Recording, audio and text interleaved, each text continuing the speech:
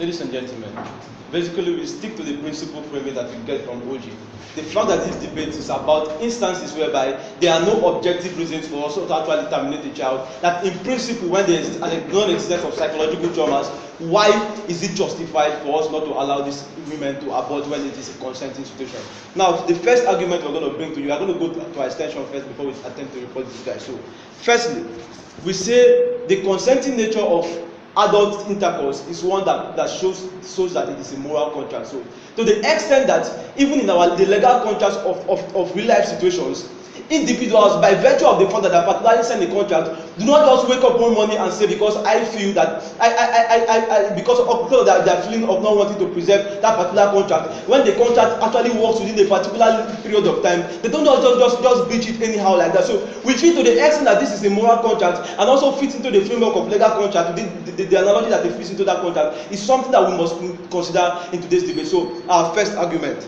Firstly, we tell you that the consenting nature of the intercourse implicitly connotes the acceptance of the most possible consequences, which is the production or of a particular child. That's the first thing you must remember. So now, how a woman a woman by not engaging the alternative that exists, use the use of contraceptive and commit a particular intercourse with another adult, assumes the fact that she implicitly accepts the most possible consequence of that particular action. So to the extent that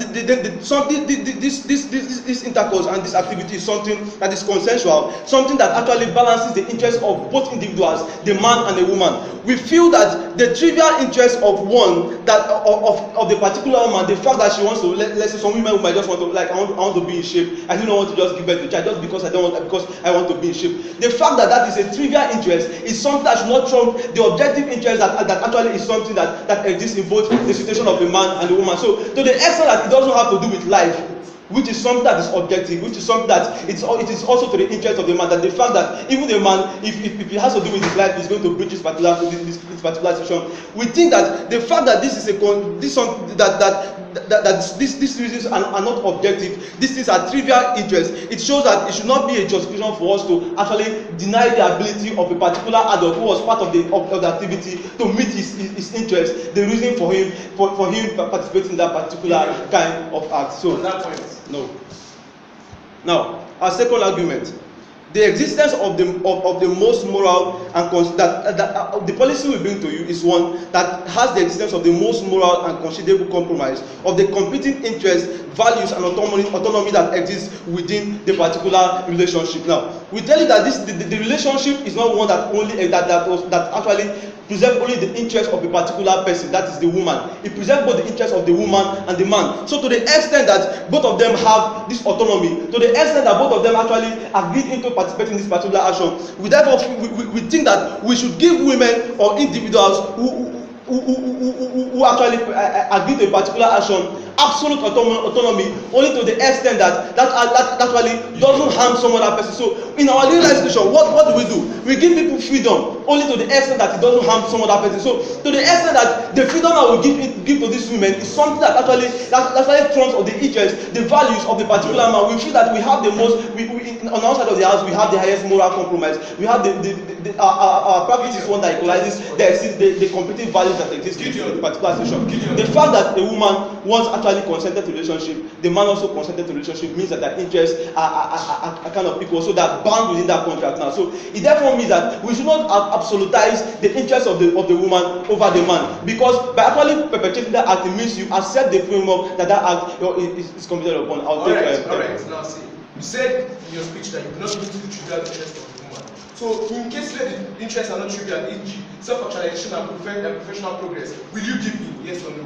Wow, this is not the context of the debate. The fact is that, firstly, even if self-actualization is something that's actually good, we feel that these individuals understood the consequence of having non-contraceptive intercourse. So if the problem was created by you yourself, if you are the cause of the problem, then if you are the cause of the purported problem, we think that to the extent that you are the cause of the purported problem and there exists alternative that there were options and alternatives that you had to actually take that particular problem, we feel it is morally unjustified for you to now exploit the choice and the self-actualizing factor that exists also in the man. So why should we prioritize prioritize the sex actualizing factors that exist in a woman over that of the man when both of them agree to this particular situation of relationship. Now, see.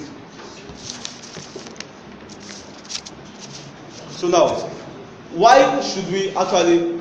We think that a child has a moral status. Babies have a moral status. So the only reason why we can deny the moral status of babies and actually trump their survival is to the extent that actually threatens the life of another individual who has a moral status and whose moral status is full. That's the argument to give to you from that. The only justification for us to abort children is to the fact that those guys have moral status and individuals have full moral status. Because adults have full moral status to the extent that they can be cared for and they can also care for other persons. To the extent that they have some form of rationality and full consciousness. So to that extent, it's only when the life of the woman is being threatened that we have a justification for us to commit abortion. So to the extent whereby these babies actually have moral status, and these babies are sentient beings, even if they are not born. These guys, it is scientifically proven that these babies are sentient beings. We feel that it is justified for us to actually not allow abortion in this instance. So finally, what do we tell you about why we need to compel them with money? When a woman says that she doesn't want to carry a pregnancy, what it means is that she doesn't care about the life of that particular child. So it therefore means that when we compare her to carry that pregnancy, she's rendering a service to a man. So the nature of services is that they're always tied to some form of reward, some form of monetary incentive. So we think that the fact that this is a service that is being carried out, the fact that she doesn't even like to present that child, that the fact that she only does it for the sake of another is something that justifies the usage of money. These guys think that this entrenches patriarchy. That's what open opposition said.